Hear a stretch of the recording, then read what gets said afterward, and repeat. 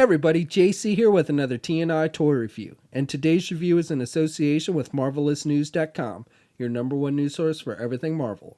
And for today's review, we're going to be taking a look at the brand new Marvel Legends 6-inch Guardians of the Galaxy Kid Nova figure from Hasbro. Now this figure comes packaged in the same style packaging we see with all the Marvel Legends. You've got the Legends series logo up at the top, the figure's clearly displayed in the window box, and then down below we have the Nova name in big purple letters. Also at the top of the packaging we have the Nova symbol as opposed to like the Guardians of the Galaxy symbol. On the sides of the packaging we have images, artwork for the character, and then on the back of the packaging we have a look at the actual figure, a brief bio in multiple languages, and then down below a look at all the figures in the wave that you need to get in order to complete the Titus Build-A-Figure. Alright, let's get this open and take a look at what's inside. Okay, so here's a look at the figure outside of the packaging along with the other contents. Now, first of all, let me say a big thanks to Hasbro for sending this figure out to me so I could review it for you guys. This figure comes with the torso piece for the Titus Build-A-Figure, and we'll be taking a look at the Titus figure in its own review once we've looked at all the figures in this wave, so be sure to check back for that. And then finally, the figure also comes with this little miniature figure. So this is an actual character. His name, I believe, is pronounced Phlish, and he was part of the Supernova Corps, which was Sam's father was part of that same offshoot of the regular Nova Corps.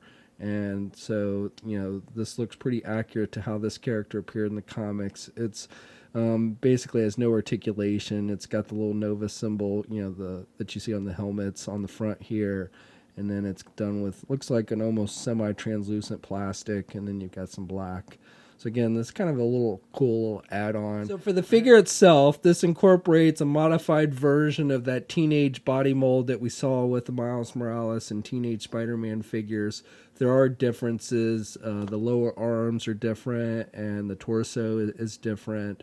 But again, this is primarily just a retool of that teenage body mold that was introduced with the Miles Morales Spider-Man. I do like the sculpting detail on the helmet. I think that comes off looking really good. Now you might be wondering why this version of Nova, his helmet is black or yeah, pretty much black as opposed to the gold like we see on the Richard Rider Nova. And that's because, again, this version of Nova is an offshoot part of the Supernova Corps. So it's a little bit different than the regular Nova Corps. And so that's why the suit looks a little bit different. But again, I do like the look of the overall sculpting on the helmet here. I think they've done a pretty good job. And then the metallic gold that they use throughout the costume, I think looks pretty good. And these little discs and everything are actually sculpted on the figure. They're not just painted.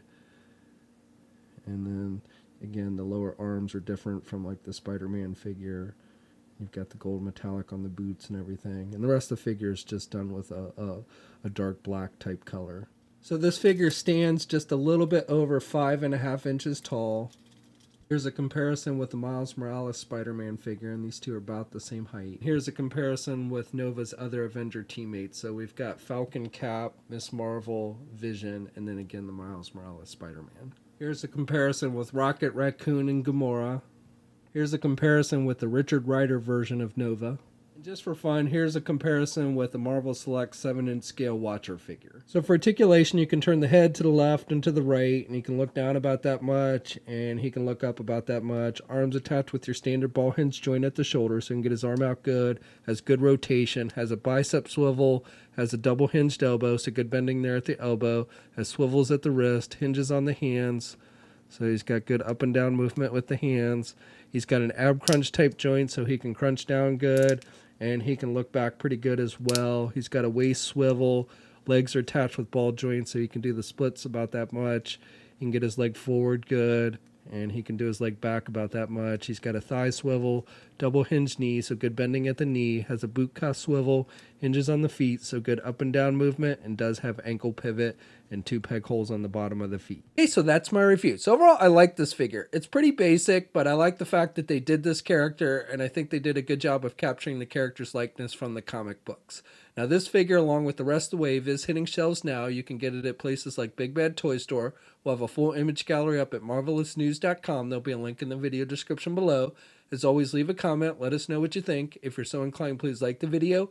Also, if you haven't already, please follow me on my Facebook, Twitter, and Instagram accounts. I'll have links to those in the video description below. And until next time, I'll catch you later.